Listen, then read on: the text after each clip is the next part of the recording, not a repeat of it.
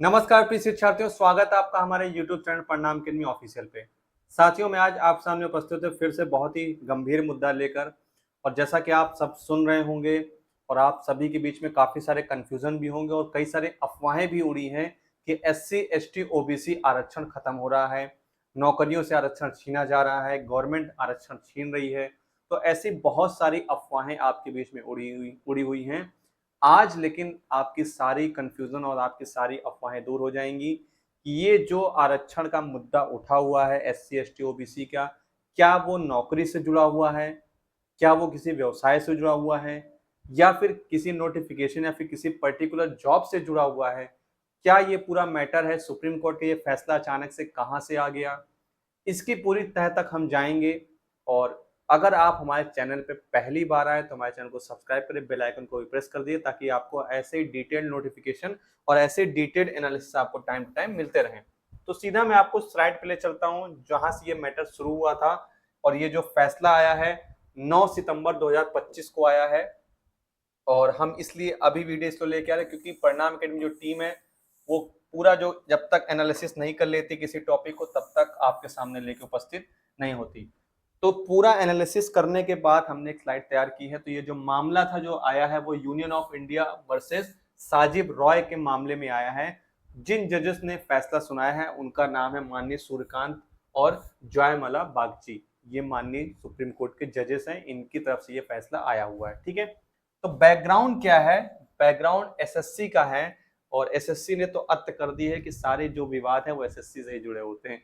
तो एसएससी की तरफ से एक जीडी की वैकेंसी निकाली गई थी जिसमें कैंडिडेट्स जो थे वो ओबीसी कैटेगरी के थे। जो सारा मामला जुड़ा हुआ है वो अदर बैकवर्ड कास्ट ओबीसी के ही जुड़ा हुआ है। ठीक है, थोड़ा सा मैं आपको इस मामले को समझाऊं उससे पहले मैं आपको व्हाइट बोर्ड पे ले चलता हूं, तो वहां से आपको कुछ चीजें समझ में आएंगी। ठीक है, मान लीजिए कोई, यही एसएससी जीडी वैकेंसी की मैं बात कर ले रहा हूं।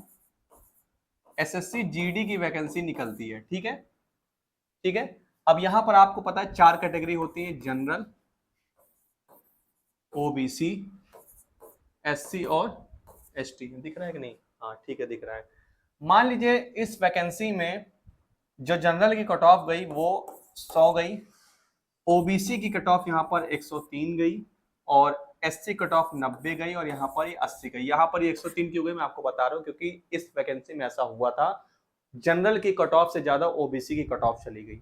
ठीक है, जो व्यक्ति थे, जो अपीलांट थे, उनकी जो कैटेगरी थी वो ओबीसी कैटेगरी थी। ठीक है, उनके मान लीजिए 102 नंबर आए थे और जनरल कट ऑफ कितनी गई थी? 100। ओबीसी कट ऑफ कितनी गई थी? 102। ठीक है, तो जो वो व्यक्ति थे जिन्होंने याचिका दायर की, जिनका ये मैटर था, वो अपनी कैटेगरी में तो फेल हो रहे थे। अपनी कैटेगरी में यानी कि ओबीसी कैटेगरी में तो कट ऑफ को क्रॉस नहीं कर पाए, यानी कि यहां तो वो फेल हो रहे थे। लेकिन वो जनरल के कट ऑफ पार कर चुके थे। उनका 102 नंबर था, जनरल कट ऑफ कितनी गई थी? 100 गई थी। तो उनका ये कहना था कि भाई मैं बाकी के जो जनरल कैंडिडेट्स हैं उनसे अच्छा प्रदर्शन किया हूं तो मुझे जनरल कैटेगरी की सीट दे दी जाए। यानी कि आरक्षित जो सीट है, जितनी भी सीट थी उसमें से मुझे एक सीट आरक्षित की दे दी जाए, अपने रिजर्वेशन कैटेगरी से हटकर, ओबीसी से हटकर जनरल की सीट मुझे दे दी जाए। ये था मामला। ठीक है, अब कोर्ट का फैसला क्या था, क्या इसके बीच में कौन से पक्ष में थे, कौन से विपक्ष में थे, अब मैं यहां पर आता हूं। ठीक है, तो ओबीसी कैटेगरी का जो मामला था, जैसे जनरल के लिए जो इस वैकेंसी के लिए, इस पर्टिकुलर वैकेंसी की जो सीट थी, और सॉरी एज रिलैक्सेशन था, वो 18 से 23 वर्ष था कि कोई भी व्यक्ति अगर सामान्य कैटेगरी में तो उसकी मैक्सिमम 23 वर्ष होनी चाहिए और ओबीसी कैटेगरी में तो उसको 3 वर्ष का एज रिलैक्सेशन दिया था, यानी कि 26 वर्ष तक वो फॉर्म भर सकता था। ठीक है, कुछ ओबीसी उम्मीदवारों ने इस राहत के लाभ उठाया और ओबीसी श्रेणी में आवेदन किया। ठीक बात है, उन्होंने ओबीसी श्रेणी में चयनित अंतिम उम्मीदवार से कम अंक लिए, इसलिए ओबीसी श्रेणी में चयनित नहीं हुए। मैंने आपको बताया कि ओबीसी में जो कट ऑफ गई थी उससे कम कट ऑफ उनकी गई, उनका नंबर कम आया तो इसलिए वो सिलेक्ट नहीं हुए। लेकिन उनका जो नंबर था वो सामान्य, जिसको हम अनरिजर्व या फिर जनरल कैटेगरी कहते हैं, लास्ट सिलेक्टेड जनरल कैंडिडेट से ज्यादा थे, यानी कि उनका जो नंबर था वो जनरल श्रेणी की तुलना जो जनरल श्रेणी की तुलना में बेहतर प्रदर्शन कर रहे थे। जो उनका नंबर था ओबीसी वाले थे, वो जनरल कट ऑफ क्रॉस कर चुके थे, लेकिन अपनी कैटेगरी में वो पास नहीं कर पाए थे। ये मामला था। हाईकोर्ट का क्या मामला आया, हाईकोर्ट का निर्णय क्या आया? उम्मीदवारों ने हाईकोर्ट में दावा किया कि उन्हें अनरिजर्व या जनरल कैटेगरी की श्रेणी में जाना चाहिए, क्योंकि उनका अंक सामान्य उम्मीदवारों से कहीं बेहतर है। ऑब्वियस सी बात है भाई, 100 नंबर कट ऑफ जनरल गई है, उनके 102 नंबर आ रहे हैं, भले अपनी कैटेगरी में पास नहीं कर पाए, लेकिन जनरल से तो ज्यादा नंबर उनका। ठीक है, ये उन्होंने अपने सामने मैटर रखा। अब यहां पर जो हाईकोर्ट ने फैसला दिया वो किस कोर्ट का हवाला दे? आप सभी को पता है कि कोर्ट्स जो होती हैं, जो माननीय न्यायालय होती हैं, वो जब भी कोई फैसला सुनाते हैं, जो पूर्व का फैसला होता है उसको ध्यान में रख के उस फैसले को सुनाती है। 2010 में एक मामला हुआ था, Jitendra Kumar Singh versus state of UP, 2010 का फैसला था। इस पर निर्भर करते हुए कहा कि यदि कोई उम्मीदवार रिजर्व कैटेगरी ने एज या फिर फीस आदि में छूट ले ली है, तो भी उसे, यदि उसके अंक जनरल कट ऑफ से ऊपर हैं, तो उसे अनरिजर्व वैकेंसीज के लिए लिया जाना चाहिए। यानी कि इसका अर्थ यह हुआ कि अगर कोई व्यक्ति है, रिजर्व कैटेगरी का है, ठीक है, और उसने चाहे वो फीस में छूट ले ली हो, चाहे वो एज रिलैक्सेशन में छूट ले ली हो, और जनरल कैटेगरी के नंबर से ज्यादा पास करता है, तो भी उसको नौकरी जनरल कैटेगरी में दी जाएगी। इसका यहां पर हवाला दिया। अब ये जो मैटर था Jitendra Kumar Singh versus state of UP, इस पे मैं आता हूं, फिर आपको मैं इसके आगे कहानी बताता हूं। सबसे पहले मैं इस वाले मैटर को आपको बता देता हूं, तो आपको थोड़ा जल्दी समझ में आएगा। जितेंद्र कुमार सिंह वाला मैटर ये है, इसकी पृष्ठभूमि क्या है, शुरुआत कहां से हुई? तो जितेंद्र कुमार सिंह व्यक्ति थे, यूपीपीएससी के उन्होंने फॉर्म भरा, ठीक है, 2001 से ये जुड़ा हुआ था मैटर। परीक्षा में जो कुछ उम्मीदवार थे, उन्होंने आरक्षित वर्ग एससी एसटी ओबीसी के थे, ठीक है, कुछ वर्ग थे यूपीपीएससी की परीक्षा में 2001 में बैठे, और कुछ ऐसे व्यक्ति थे जो एससी एसटी ओबीसी के थे, लेकिन उन्होंने अपना जो फॉर्म भरा वो जनरल कैटेगरी से फॉर्म भरा, ठीक है, और जनरल मेरिट लिस्ट में स्थान भी प्राप्त किया। जनरल से फॉर्म भरा और जनरल मेरिट लिस्ट में स्थान भी प्राप्त किया, ठीक है। विवाद क्या था भाई, जब जनरल से फॉर्म भरा तो और जनरल में लिस्ट भी और उनका नाम भी आ गया, तो मामला क्या था कि क्या आरक्षित वर्ग का उम्मीदवार, जो जनरल कैटेगरी का उम्मीदवार है, वो मेरिट कोटा में सीट ले सकता है? एससी एसटी ओबीसी जो कैंडिडेट्स है, क्या वो जनरल कैटेगरी की सीट को ले सकता है अगर उसका नंबर ज्यादा आया? पहला बात। अगर वह जनरल मेरिट लिस्ट में चयनित हो गया है, तो क्या वह रिजर्वेशन का फायदा, जैसे आयु सीमा में छूट, फीस में छूट आदि ले सकता है या नहीं? यानी कि मामला यह था कि अगर कोई व्यक्ति रिजर्व कैटेगरी का है, उसने अपनी योग्यता के हिसाब से, अपनी पढ़ाई के हिसाब से जनरल कैटेगरी को क्रॉस कर दिया है, general category number cut off को पास कर दिया है, तो भी क्या वो रिजर्वेशन का फायदा ले सकता है अपनी आयु में छूट के लिए, शुल्क में छूट के लिए? क्या वो ऐसा कर सकता है? और क्या उसकी ये जो कट ऑफ है जो उसने पास किया, क्या वो वैलिड होगी कि नहीं? ये मामला कोर्ट के सामने रखा गया, ठीक है। जितेंद्र कुमार जो सिंह थे, जिन्होंने ये पिटीशन दायर की, तो उनका मैं कहना था कि उन्होंने परीक्षा में बेहतर प्रदर्शन करके जनरल मेरिट लिस्ट में जगह बनाई, उन्हें उनकी योग्यता के आधार पर जनरल में सीट दी जानी चाहिए। ये जनरल कैटेगरी के जो व्यक्ति थे जितेंद्र कुमार सिंह, इन्होंने कोर्ट के सामने अपनी याचिका ये दायर की कि भाई हमने मेहनत करके जनरल में जगह बनाई और हमें जनरल सीट दी जानी चाहिए, हमारी सीट और किसी को नहीं दी जानी चाहिए, ऐसा इन्होंने कहा, ठीक है। यूपी गवर्नमेंट का क्या पक्ष था उस समय? यूपी गवर्नमेंट का कहना था, क्योंकि यूपी गवर्नमेंट का मामला था, यूपी गवर्नमेंट ने कहा कि आरक्षित वर्ग के उम्मीदवारों ने आवेदन में जनरल लिखा, ठीक है, ध्यान से सुनिएगा, लेकिन उन्होंने रिजर्वेशन बेनिफिट जैसे आयु में छूट ली। यानी कि कहने का अर्थ यह है, बहुत ध्यान से सुनिएगा, कि उन्होंने, जो रिजर्व कैटेगरी के लोग थे, उन्होंने फॉर्म भरते टाइम भले ही जनरल से फॉर्म भरा हो, लेकिन जो बाकी रिजर्वेशन था, यानी कि एज रिलैक्सेशन में छूट, फीस में छूट, उसका भी फायदा उठाया। इसका अर्थ यह हुआ कि मान लीजिए यूपी पीसीएस की वैकेंसी को फिल करने के लिए जनरल कैटेगरी की अधिकतम आयु 25 वर्ष थी। मैं एक हाइपोथेटिकल सिचुएशन ले रहा हूं, एक ये मतलब 25 ही थी, मान लीजिए 25 वर्ष थी, तो इसका मतलब जनरल कैटेगरी का कोई भी व्यक्ति 25 वर्ष से अगर ऊपर है तो वो फॉर्म नहीं भर सकता, ओवर एज हो गया। लेकिन ओबीसी कैटेगरी में, एससी कैटेगरी में, एसटी कैटेगरी में तो उसमें एज रिलैक्सेशन मिलता है आपको, ओबीसी में 3 साल का, एससी एसटी में 5-5 साल का।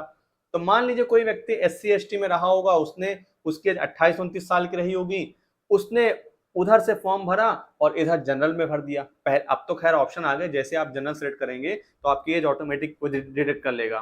पहले इतना टेक्नोलॉजी नहीं थी, पहले इतना डिटेक्शन नहीं था, पहले आपको खुद से भरना पड़ता था। आज के टाइम पे आप जैसे अपनी कैटेगरी एससी भरेंगे, आपका एज रिलैक्सेशन ऑटोमेटिक ले लेगा, आपकी एज बता देगा आज की डेट में। पहले सब नहीं था। तो उन्होंने क्या किया, जनरल से अपना कैटेगरी तो जनरल भर दी, भले वो अनरिजर्व थे, लेकिन बाकी जो आयु में छूट थी और फीस में छूट थी उसको भी ले लिया। ठीक है, ये सुनिएगा, यूपी गवर्नमेंट ने ये कहा, ये यूपी गवर्नमेंट ने कहा। ठीक है, अगर उन्होंने आरक्षण से कोई लाभ लिया है तो उन्हें जनरल कैटेगरी में चयनित नहीं माना जाएगा। ध्यान से सुनिएगा, उन्हें जनरल कैटेगरी में नहीं माना जाएगा। अगर उन्होंने आरक्षण ले लिया, उन्हें अपने ही उसमें जो उनकी कैटेगरी है उसी में ही वो चयनित माने जाएंगे, ये यूपी गवर्नमेंट ने कहा। ऐसे उम्मीदवार केवल रिजर्व कैटेगरी की सीट पर ही भर्ती हो सकते हैं। अगर उन्होंने रिजर्वेशन ले लिया है, चाहे वो फीस में लिया हो, चाहे वो एज रिलैक्सेशन में लिया हो, चाहे किसी भी चीज में अगर रिजर्वेशन लिया हो, तो वो रिजर्व कैटेगरी में ही भर्ती हो सकते हैं। ऐसा यूपी गवर्नमेंट ने कहा था उस समय कोर्ट के सामने।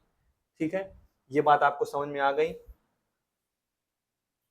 जब सुप्रीम कोर्ट मामला पहुंचा तो उसमें आरक्षित वर्ग के उम्मीदवारों के पक्ष में ये मामला गया। सुप्रीम कोर्ट ने कहा, क्या कहा कि एससी एसटी ओबीसी उम्मीदवार जनरल मेरिट लिस्ट में क्वालिफाई करता है तो उसे जनरल कैटेगरी सीट पर माना जाएगा। ठीक है, अगर उम्मीदवार ने सिलेक्शन प्रोसेस में रिजर्वेशन का लाभ नहीं लिया है, चाहे वो एज में हो चाहे वो फीस में हो, सिर्फ एलिजिबिलिटी या सीमा में छूट लिए, तो भी उसे जनरल कैटेगरी में गिना जाएगा। ठीक है, यानी एलिजिबिलिटी बेनिफिट लेने से वह जनरल मेरिट से बाहर नहीं हो जाता। ये कोर्ट ने उस समय कहा था 2010 के मामले में। ठीक है, कोर्ट ने कहा रिजर्वेशन का मकसद रिप्रेजेंटेशन बढ़ाना, लेकिन अगर कोई व्यक्ति अपनी योग्यता से जनरल मेरिट लिस्ट में आता है तो उससे रोकना डिस्क्रिमिनेशन होगा। यानी कि उस समय कह दिया गया था कि कोई भी व्यक्ति अगर एससी एसटी ओबीसी या रिजर्व कैटेगरी का है और अपनी योग्यता से वो जनरल कट ऑफ पार करता है तो उसको जनरल की सीट दे देनी चाहिए, ये उस समय कहा गया था यूपी गवर्नमेंट ने। ठीक है, अब आते हैं हम वापस से अपने ऊपर की स्लाइड पे।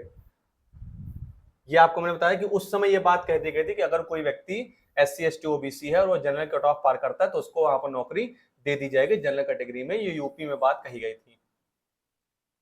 अब यहां पर जब मामला सुप्रीम कोर्ट के सामने आया तो सेंट्रल ने यानी कि यूनियन ऑफ इंडिया ने एक ऑफिस मेमोरेंडम पेश किया कोर्ट के सामने। क्या पेश किया, उस मेमोरेंडम में क्या था, बहुत ध्यान से सुनिएगा। केंद्र शासित सरकार ने एक ऑफिस मेमोरेंडम जारी किया, कब का, 1998 का। ये उसका डेट है, डीओपीटी डेट है, 1/7/1998 जारी हुआ था, जिसमें प्रावधान था, उस डीओपीटी में प्रावधान था कि एससी एसटी ओबीसी उम्मीदवार यदि एज रिलैक्सेशन या फिर अतिरिक्त अटेम्प्ट एक्सपीरियंस क्वालिफिकेशन आदि रिलैक्सेशन का लाभ लेते हैं तो उन्हें, ध्यान से सुनिएगा, तो उन्हें अनरिजर्व वैकेंसीज के लिए कंसीडरेशन नहीं किया जाएगा। अर्थात ऐसी स्थिति में माइग्रेशन चरण परिवर्तन संभव नहीं होगा।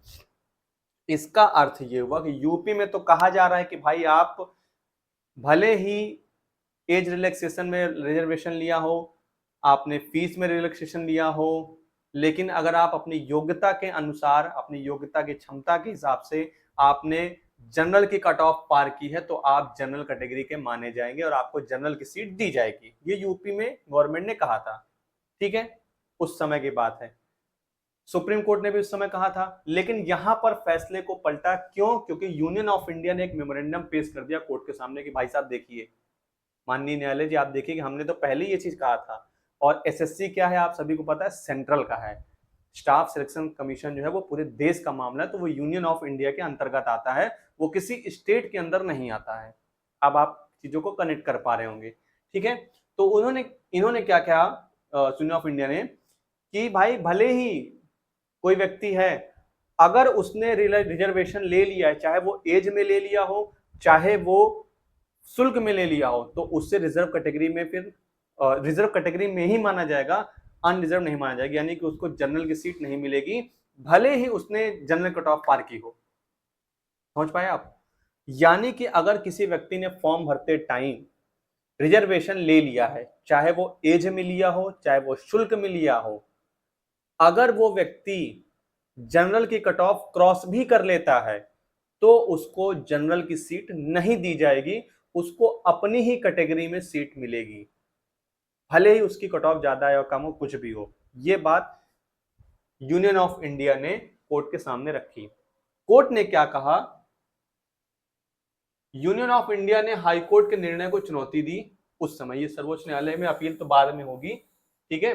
Union of Indian high court निर्णय चुनौती, उसने सुप्रीम कोर्ट ने यह तय करना था कि क्या जो मेमोरेंडम था 19 में जो क्लॉक प्रतिबंध है वह वैध है कि नहीं, और क्या हाई कोर्ट ने जो जितेंद्र कुमार के फैसला का जो निर्णय दिया था उसी तरह से लागू कर लिया जाए जो यहाँ लागू ना हो क्योंकि एम्बेर्गो मौजूद है। यानी कि जो बात यहाँ पर कहे, कुछ टेक्निकल टर्म्स है, इसको आपको समझाता हूँ इसी भाषा में, कि हाईकोर्ट का जो मैटर था उस समय क्या वो सही था, अभी वर्तमान में सुप्रीम कोर्ट के सामने जो फैसला आया क्या वो सही था, क्या वो प्रतिबंध सही था यूपी गवर्नमेंट का, और जो उस समय हाईकोर्ट का जो फैसला आया था क्या वो चीजें सही थी कि नहीं सही थी।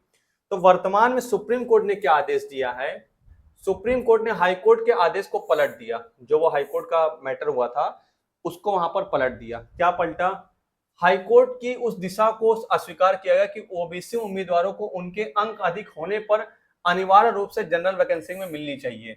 न्यायालय ने कहा कि क्योंकि ऑफिस मेमोरेंडम 1/7/1998 में स्पष्ट रूप से कहा है कि यदि रिजर्व उम्मीदवारों ने रिलैक्सेशन लिया है तो वे अनरिजर्व वैकेंसीज के लिए इन एलिजिबल होंगे, तो इस ओएम का पालन करना होगा।